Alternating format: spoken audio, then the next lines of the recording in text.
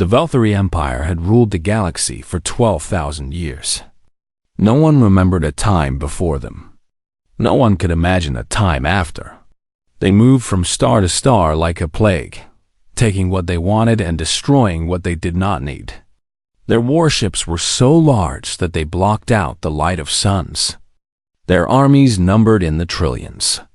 Across 3,000 conquered worlds, every species had learned the same lesson: kneel or die.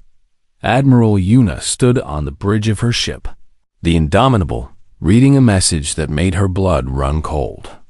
The words were simple, but the meaning behind them was terrible. The Pelori civilization was dying. 8 billion people had been killed in 6 days. The Velthari had arrived at their homeworld without warning, without demands, without mercy. They had simply begun the killing and had not stopped. The Pelori were a peaceful people. They had no weapons. They had no army.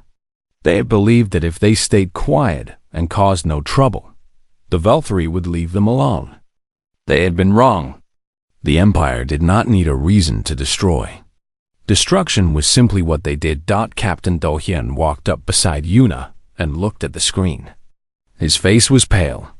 He had seen war before, but nothing like this. Nothing on this scale. The numbers kept climbing as more reports came in. Entire cities turned to ash. Oceans boiled away by orbital bombardment. Children running through streets that no longer existed. They are not slowing down, Do-hyun said quietly. The Pelori sent out distress signals to every species in the region. No one answered. No one will answer. Everyone is too afraid. Yuna said nothing. She understood the fear. Humanity had only been traveling among the stars for 200 years.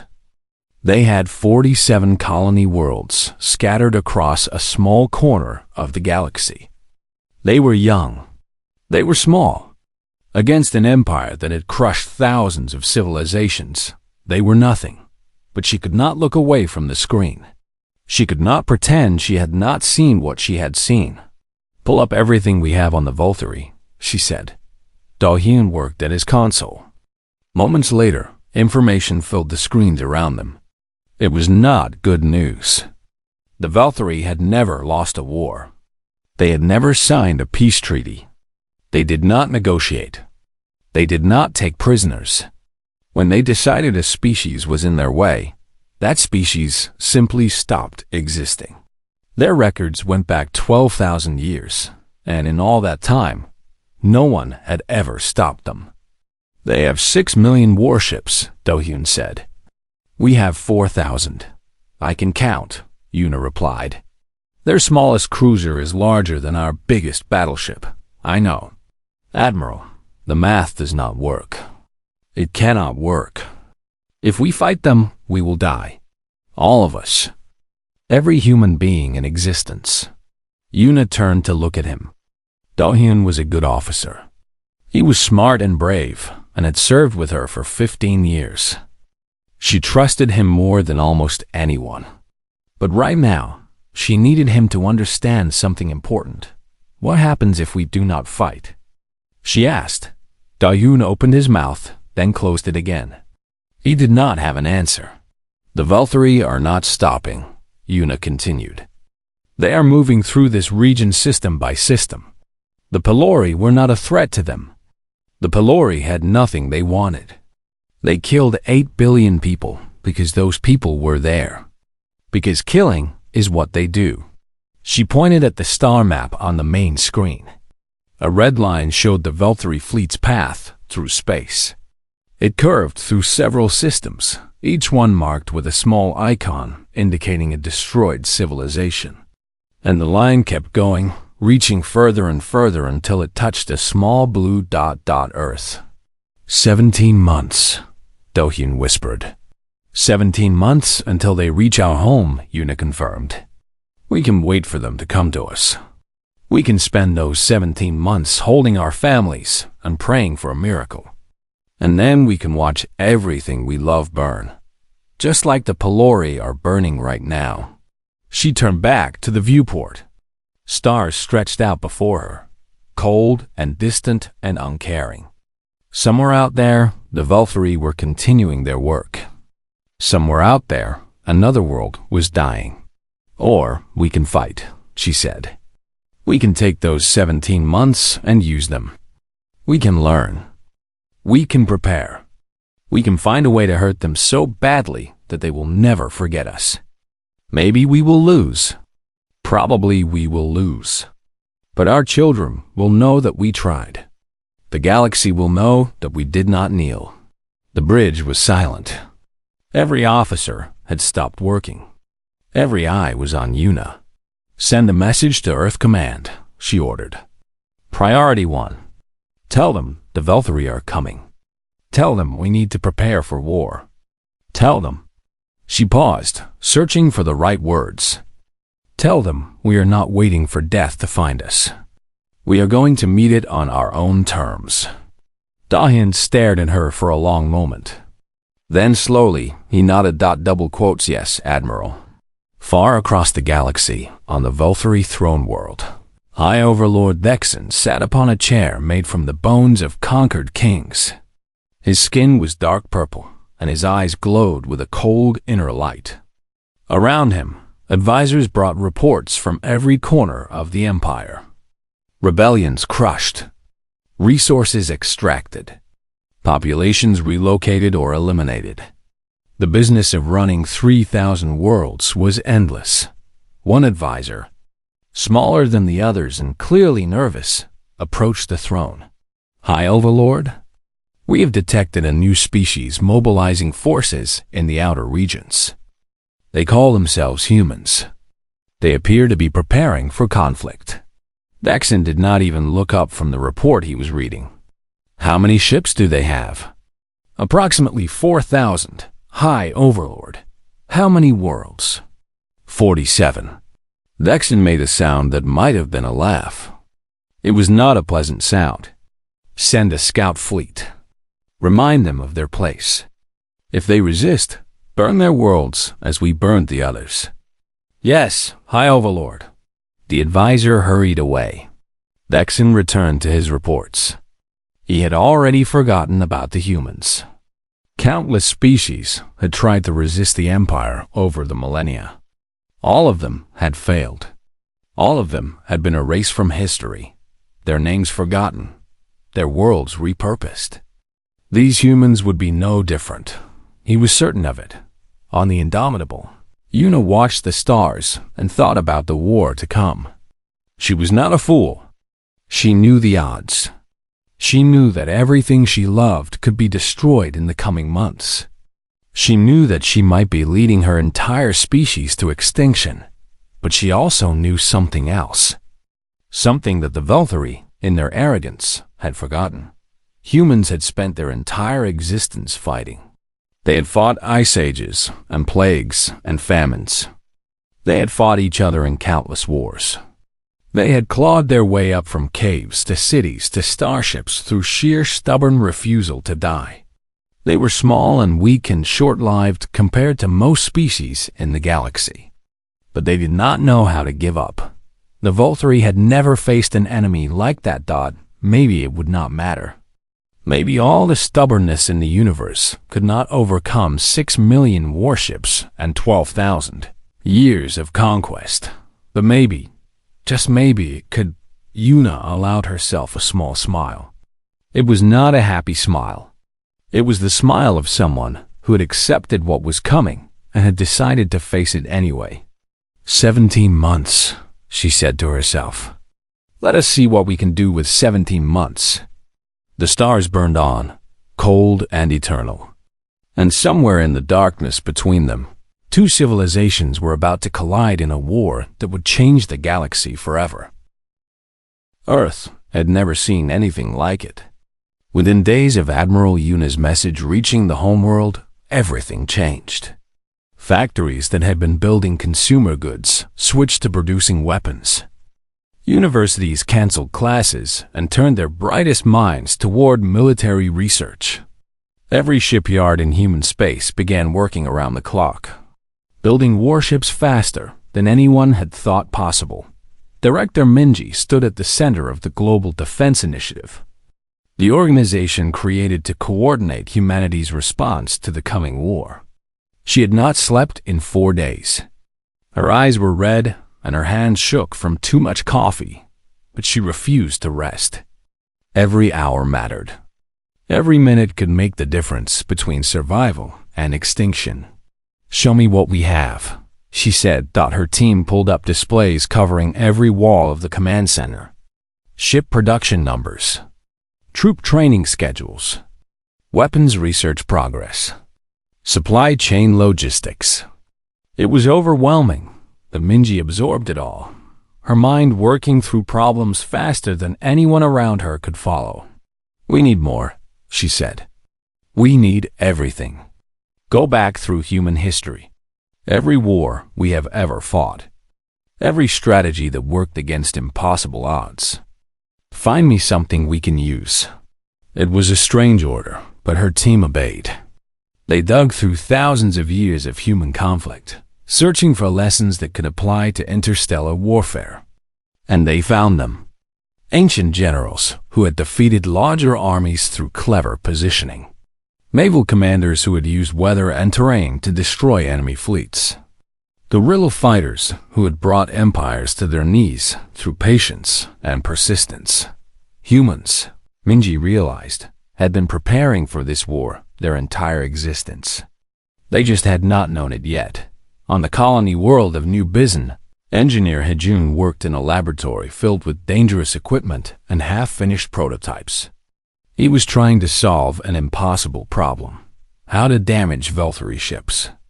The aliens had shielding technology that could absorb almost any attack. Human weapons simply bounced off. Hejun had studied the few records of Veltari battles that existed. He had watched their ships shrug off attacks that should have destroyed them. He had analyzed their shields from every angle, looking for weaknesses. And finally, after weeks of work, he had found one. The shields were designed to stop energy weapons and physical projectiles. They were incredibly effective against both. But they worked by creating a stable field around the ship. If something could destabilize that field, even for a moment, the shield would collapse. Hejun built a gravitational lance. It was a weapon that fired focused gravitational waves, creating tiny ripples in space itself. When those ripples hit a Veltari shield, they did not try to punch through. Instead, they made the shield shake and vibrate until it tore itself apart. The first test was conducted in secret, far from any inhabited world. Hejun watched as a gravitational lance fired at a captured piece of Veltari hull plating. The shield around it flickered, sparked, and then collapsed completely. The hull plate was left exposed and vulnerable. "It works," Hejun whispered. He could barely believe it.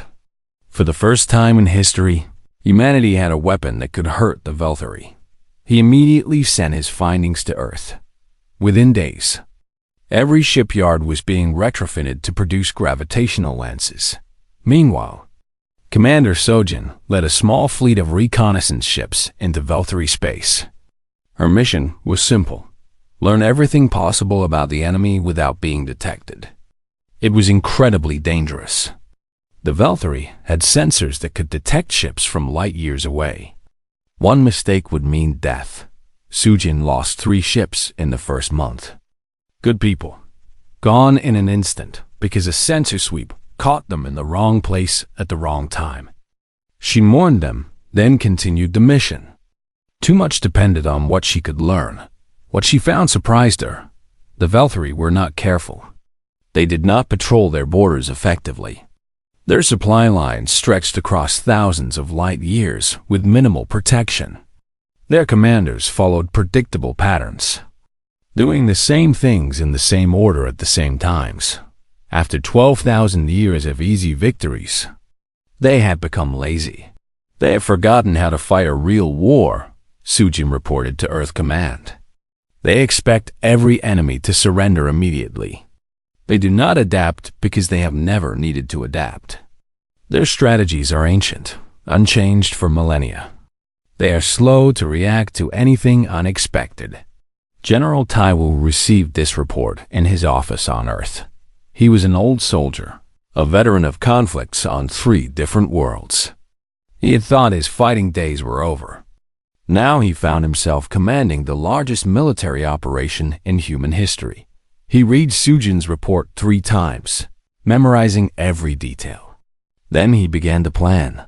The Valkyrie expected humans to defend Earth. They expected a terrified species huddled around their homeworld, waiting to be destroyed.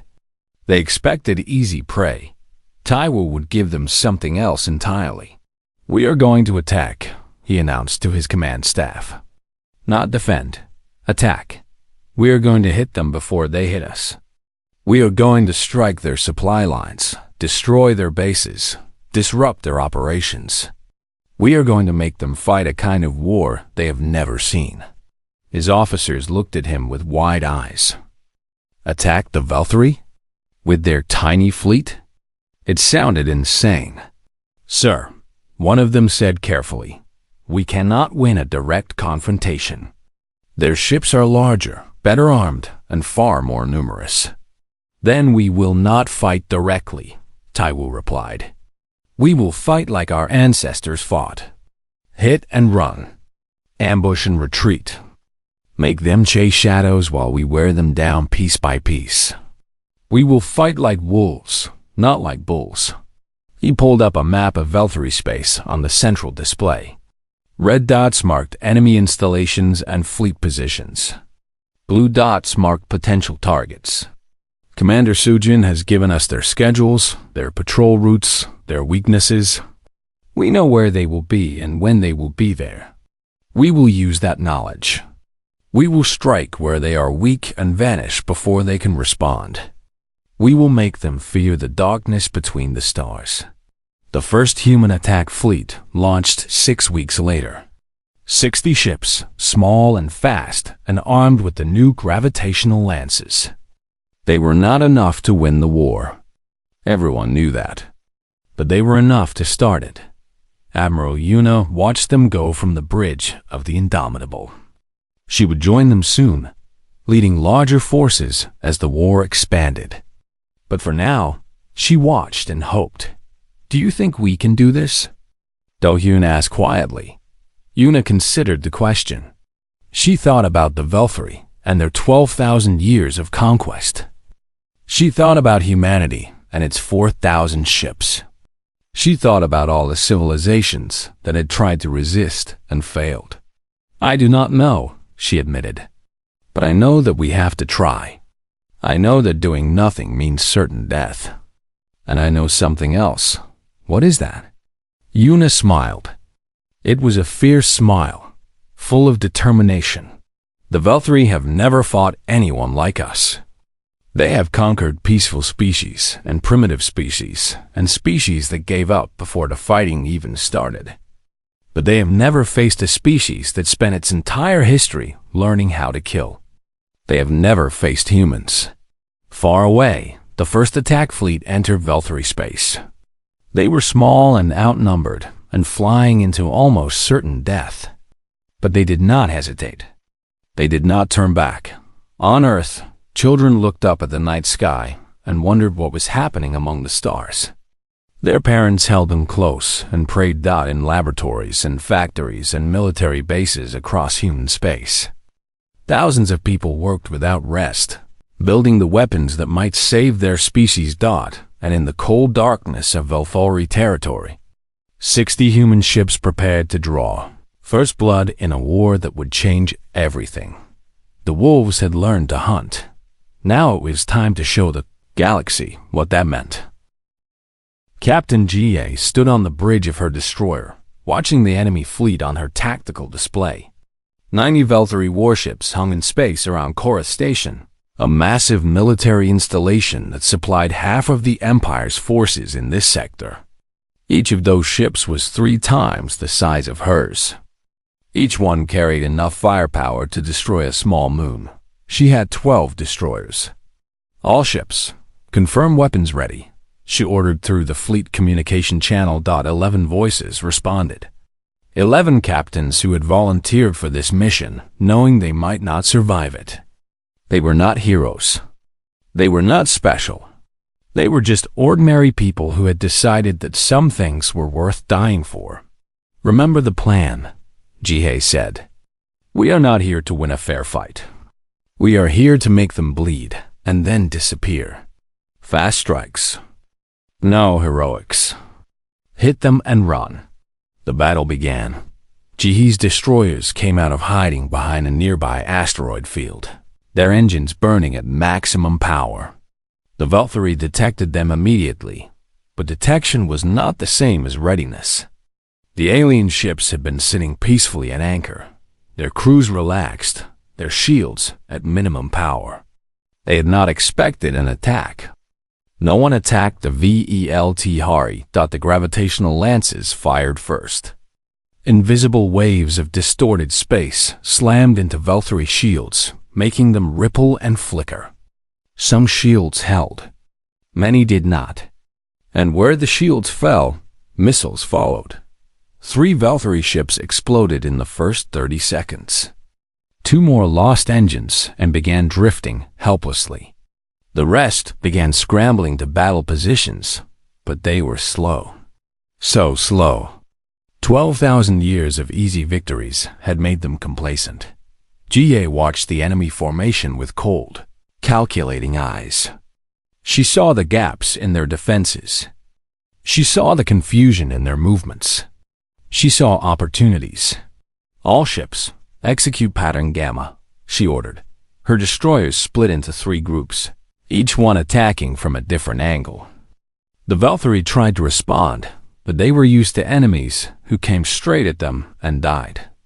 They were not used to enemies who danced and weaved and struck from unexpected directions. More ships fell. The Valkyrie began to panic. One of their commanders finally organized a counterattack. 20 ships formed up and charged toward Jihei's group, weapons blazing. She had been waiting for exactly this. Pattern echo, now. Her destroyers scattered like leaves in the wind, their small size and superior maneuverability allowing them to dodge through the enemy fire. As they scattered, they led the pursuing Valkyrie ships directly into a trap. Hidden behind a destroyed enemy cruiser, 4 human destroyers had been waiting. They fired their gravitational lances at point-blank range. The pursuing Valkyrie ships never had a chance. 2 hours later, Jihei ordered the retreat. Her fleet had lost 2 ships and 400 crew members. The Valkyrie had lost 47 ships and Korath Station itself, which had been destroyed by missiles during the chaos. It was the first human victory of the war. News of the battle spread faster than anyone expected. The Valkyrie tried to suppress it, but too many people had seen the destruction of their ships. Too many sensors had recorded the battle. Within days, every conquered world in the sector knew what had happened. On Pelori Prime, the survivors of the genocide heard the news in their hiding places. They wept, not from sadness, but from hope. Someone was fighting back. Someone was hurting the monsters who had killed their families. For the first time since the invasion, they allowed themselves to believe that maybe, just maybe, things could change on the fortress world of Dranthus. Enslaved populations whispered to each other in the mines and factories where they toiled. Humans, that was the name of the new species. Humans had destroyed almost 50 Valkyrie ships with only 12 of their own. It seemed impossible. It seemed like a miracle. On 100 other worlds, people who had given up hope began to feel something stirring in their hearts. High Overlord Dexin could no longer ignore the situation. The loss at Korath Station was embarrassing, but not critical. What worried him was the effect on the conquered populations. He could see the reports coming in from across the Empire. Resistance movements were growing bolder. Production was down in several sectors. There were even rumors of organized rebellions being planned. He summoned the Crimson Armada, 1,000 ships, the finest in the Empire. They had crushed civilizations. They had burned worlds. They had never known defeat. Dexin ordered them to find the humans and destroy them completely. No survivors. No mercy. He wanted this problem erased from existence. Admiral Yuna received intelligence about the Crimson Armada 3 weeks before it arrived. Commander Sujin's reconnaissance network had grown since the start of the war, aided by sympathizers among the conquered species. The Pelori had shared Velthari communication codes. The Dranthus resistance had provided fleet schedules. Information flowed to humanity from every corner of the Empire. Yuna gathered her forces at the Varus Nebula, a vast cloud of gas and dust where sensors had difficulty functioning. She had 200 ships. Against 1,000, it was not enough. But she had something else. "They are coming to crush us," she told her captains in a final briefing. "They believe they will succeed easily. They believe we are weak. Let them believe it. Let them underestimate us. That is how we will win." She outlined her plan. It was risky. It required perfect timing and incredible coordination. If anything went wrong, they would all die. No one objected. No one asked to leave. The Battle of Varus began when the Crimson Armada entered the nebula, confident and arrogant. They had detected the human fleet and moved to engage. Simple, easy. They had done this 1,000 times before. They did not expect the mines. Thousands of small explosive devices had been hidden throughout the nebula. When the Velthari ships passed through, the mines activated. Explosions erupted across the enemy formation, damaging shields and destroying sensors. The Crimson Armada suddenly found itself blind, fighting in a cloud of interference and fire. Then the humans attacked, not from one direction, but from everywhere. Yuna had positioned her ships throughout the nebula, hidden in the dust and gas. They emerged like ghosts, firing their gravitational lances and then vanishing again. The Velthari could not track them, could not coordinate against them, could not fight an enemy they could barely see. The battle lasted 9 hours. 9 hours of chaos and death and desperate fighting. Yuna lost 80 ships and thousands of crew members. Good people, friends, family. But when the dust cleared and the survivors counted the wreckage, the truth was undeniable. The Crimson Armada was destroyed. Not defeated. Not pushed back. Destroyed. Less than 200 Velthari ships escaped the nebula. The rest were debris, floating through space as monuments to their own arrogance. The news spread across the galaxy like wildfire. The Velthari could bleed. The Velthari could lose. The Velthari could fall. On Pelori Prime, survivors emerged from hiding and began to organize. On Dranthus, the enslaved populations launched coordinated attacks against their overseers. On worlds across the Empire, people who had lived in fear for generations suddenly found their courage. A fire had been lit in the darkness, and it was spreading. Admiral Yuna stood on the bridge of the Indomitable, watching the last Velthari ships flee from the nebula. Her ship was damaged. Her body was exhausted. Her heart was heavy with grief for the fallen, but she allowed herself a small moment of satisfaction. "Send a message to Earth," she said. "Tell them we won. Tell them the Crimson Armada is gone. And tell them," she paused, searching for the right words. "Tell them we are just getting started." Dahan nodded, his face showing the same mixture of grief and determination that Yuna felt. "What happens now, Admiral?" Yuna looked out at the stars.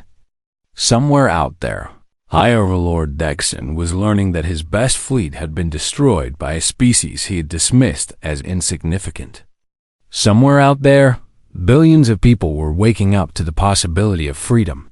"Now," she said, "we give them something to believe in.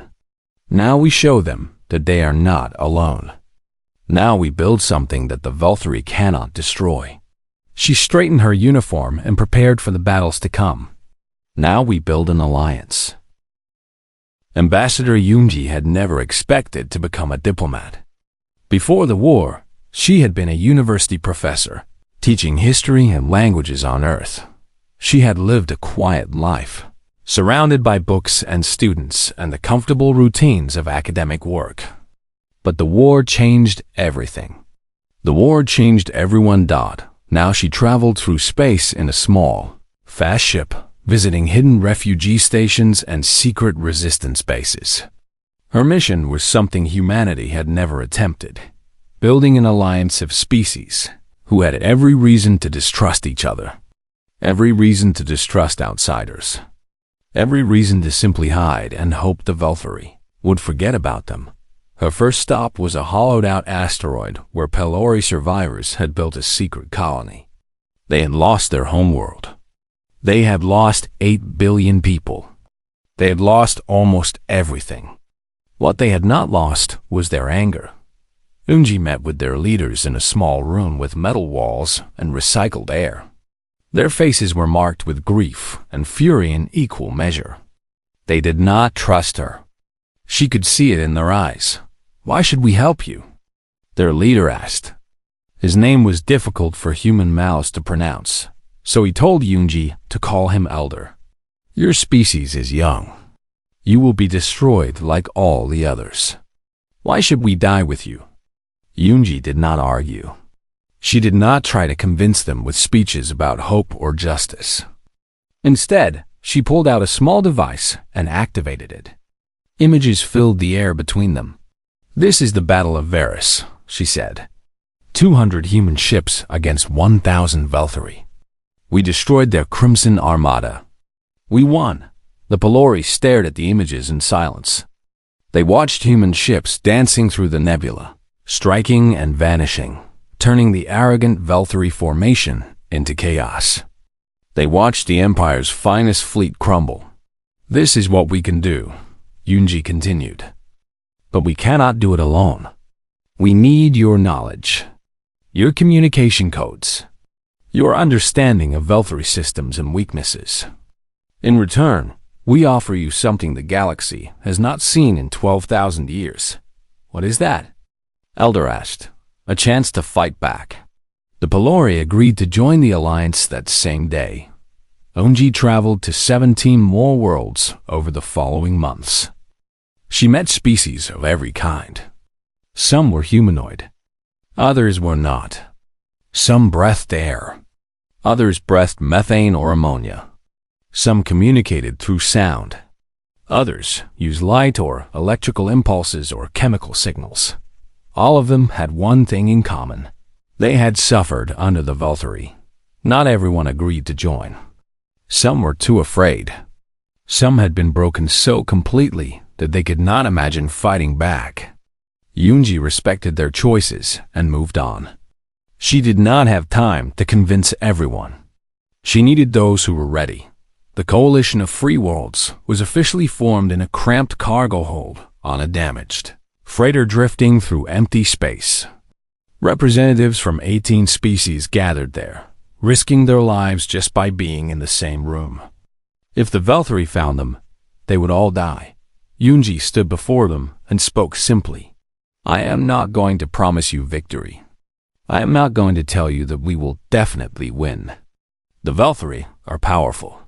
They have ruled this galaxy for 12,000 years. They have crushed every civilization that stood against them." She paused, looking at each representative in turn. "But they have never faced us. They have never faced 18 species working together. They have never faced an alliance of the broken, the survivors, the people who should have died but refused. They have your knowledge and our stubbornness. They have your courage and our weapons. Together we are something they have never seen." She extended her hand, a human gesture of agreement. "We are not asking you to follow us. We are asking you to fight beside us, as equals, as partners, as a coalition." One by one, the representatives came forward. Hands and tentacles and claws reached out to touch hers. The Coalition of Free Worlds was born. Back on the Valkyrie throne world, High Overlord Dexon was losing control. The destruction of the Crimson Armada had shaken the Empire to its core. For the first time in millennia, conquered populations were resisting openly. Supply lines were being disrupted. Production was falling. Military installations were being attacked by human raiding forces that appeared from nowhere and vanished just as quickly. Dexon ordered the execution of advisors who brought bad news. Then he ran out of advisors willing to speak honestly. He surrounded himself with yes-men who told him what he wanted to hear.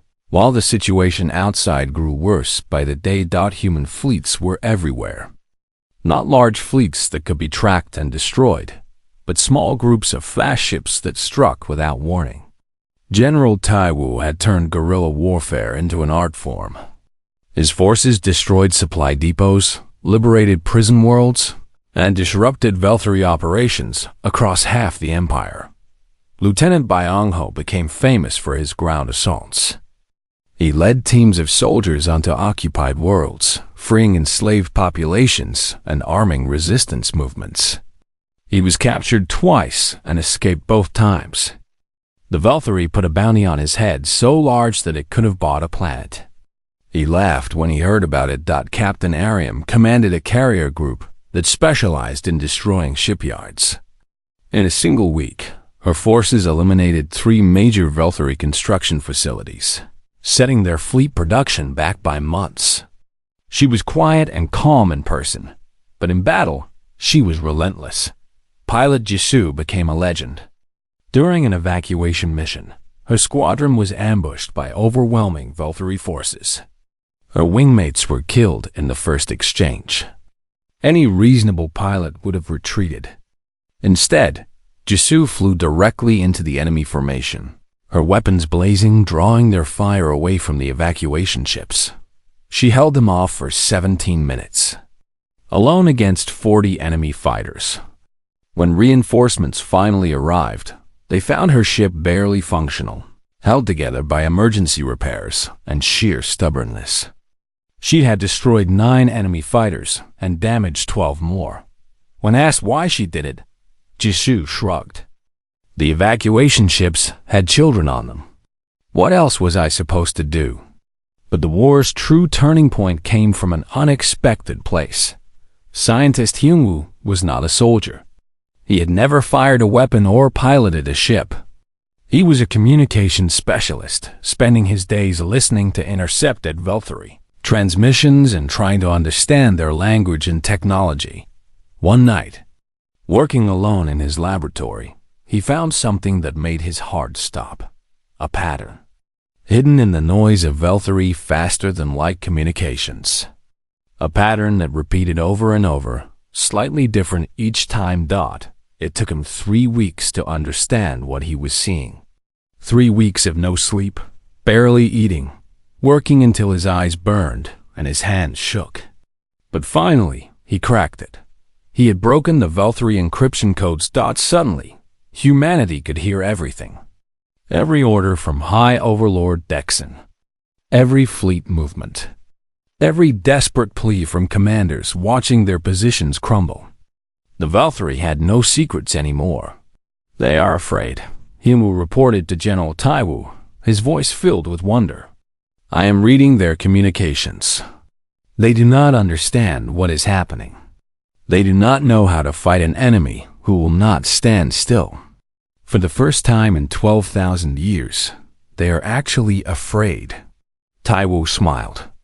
It was not a nice smile. Good, he said. Let us give them more to fear. The coalition grew stronger every day. Species that had been enemies learned to work together against their common oppressor. Knowledge was shared. Resources were pooled. Strategies were coordinated across thousands of light years. And slowly, inevitably, the Veltari Empire began to crumble.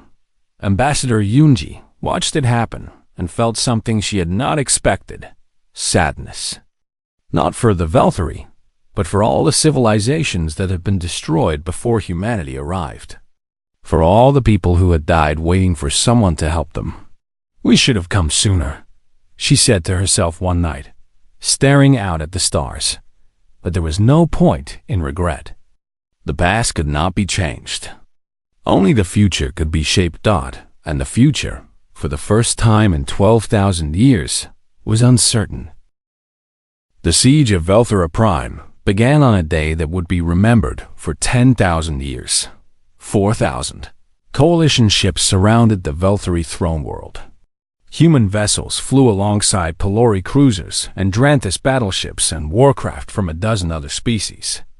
The fleet was a patchwork of different designs and technologies, held together by shared purpose and common enemies. On the planet below, billions of Veltheri civilians looked up at the sky and saw their doom approaching. For 12,000 years, they had been the conquerors. They had watched other species tremble before their power. Now they were the ones trembling.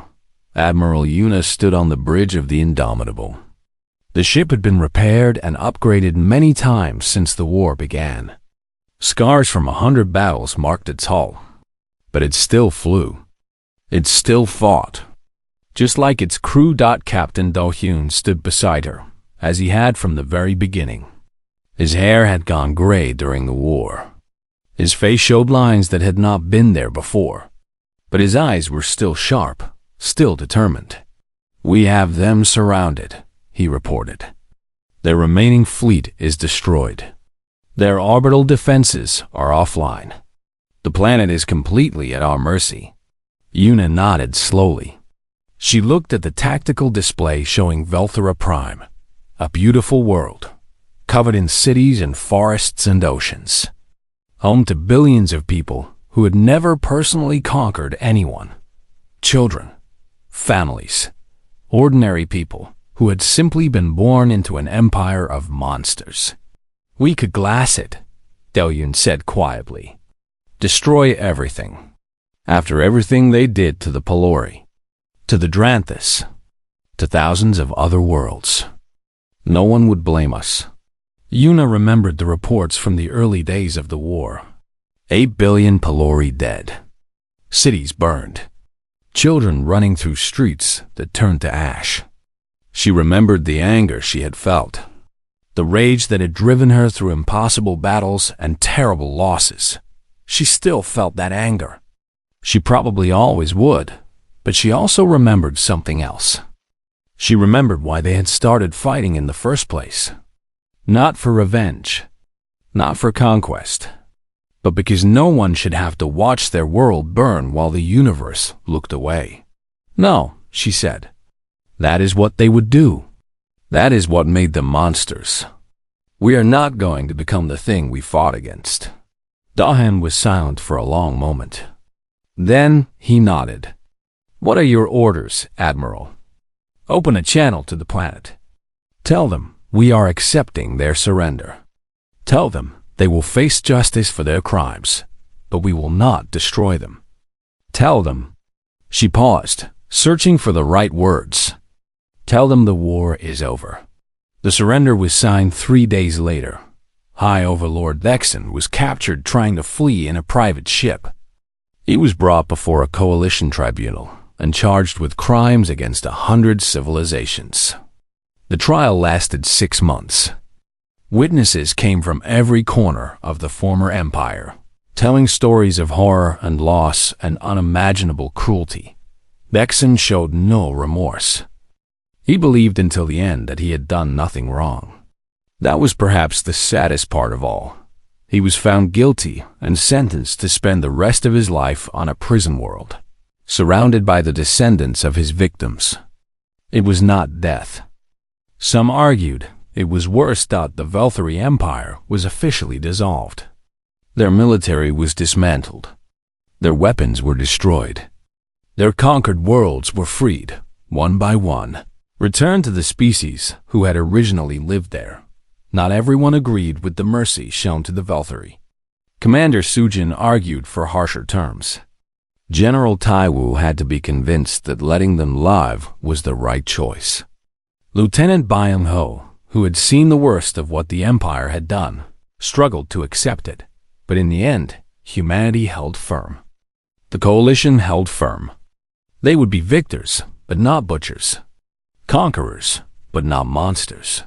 Ambassador Yoonji addressed the newly formed Galactic Council, standing before representatives of 200 free species. Her voice carried across 1,000 worlds through broadcast systems and communication networks. "We did not come to replace one empire with another," she said. "We did not fight so that we could rule. We fought because no one should have to kneel. No one should have to watch their children die while powerful people look away. No one should have to live in fear of the sky." She looked around the great chamber at faces and forms of every kind imaginable. Beings who had been enemies learning to be neighbors. Species who had been slaves learning to be free. "We are not your rulers. We are not your saviors. We are your neighbors. And neighbors look out for each other." That is the lesson we want the galaxy to learn. Not that humans are powerful. Not that humans are dangerous. But that when people stand together, when they refuse to accept cruelty and injustice, they can change the universe. The chamber erupted in applause. Sounds of appreciation in 100 different forms filled the air. In the years that followed, the coalition grew into something new. Something the galaxy had never seen. Not an empire bound together by fear, but a community bound together by choice. Species that had been enemies learned cooperation. Worlds that had known only subjugation learned self-governance. There were problems, of course. Disagreements and conflicts and growing pains that came with any new order. Some former Velthari refused to accept their defeat and had to be dealt with. Some liberated species struggled to rebuild after centuries of oppression. The work was hard and never-ending, but it was good work. Hopeful work. Admiral Yuna retired from military service 10 years after the war ended. She settled on a small colony world where the sunsets reminded her of Earth. Do-Hyun retired there too, living in a house not far from hers. They met for dinner once a week and talked about old times and new beginnings. One evening, Yuna sat on her porch and watched the stars come out. A young girl from the neighboring farm came by, curious about the old woman who had been a famous admiral. "Is it true you saved the galaxy?" the girl asked with wide eyes. Yuna laughed softly. "No, the galaxy saved itself. We just helped a little. But you beat the Velthari. You destroyed their empire. We beat them because we worked together. Humans alone could not have done it. We needed the Pelori and the Dranthus and 100 other species. We needed everyone." She looked at the stars, remembering battles and friends and moments of desperate hope. The most important thing we learned was that no one is alone. No matter how dark things get, there is always someone willing to stand with you. Always someone willing to fight. The girl thought about this for a moment. "What happens now?" Yuna smiled. It was a warm smile, full of peace. "Now? Now we build. We grow. We make something better than what came before. We take all that pain and loss and turn it into something good." She reached out and ruffled the girl's hair gently. "That is your job, little one. To take what we gave you and make it even better. To never forget what happened, but to not let it define you. To look at the stars and see possibility instead of fear." The girl nodded seriously, as if she understood more than she probably did. Above them, the stars burned on. Cold and eternal and full of promise. Somewhere out there, new civilizations were being born. New stories were being written. New heroes were discovering that they had courage they never knew existed. The Velthari had crushed thousands of worlds. They had ruled through fear and violence and destruction for 12,000 years. Then humans had arrived, and everything changed. Not because humans were stronger or smarter or better than everyone else, but because they refused to accept the unacceptable. Because they looked at a galaxy ruled by monsters and said no. Because they reached out their hands to strangers and said, "We will face this together." That was their gift to the stars. That was their legacy, and it would burn bright for a very, very long time.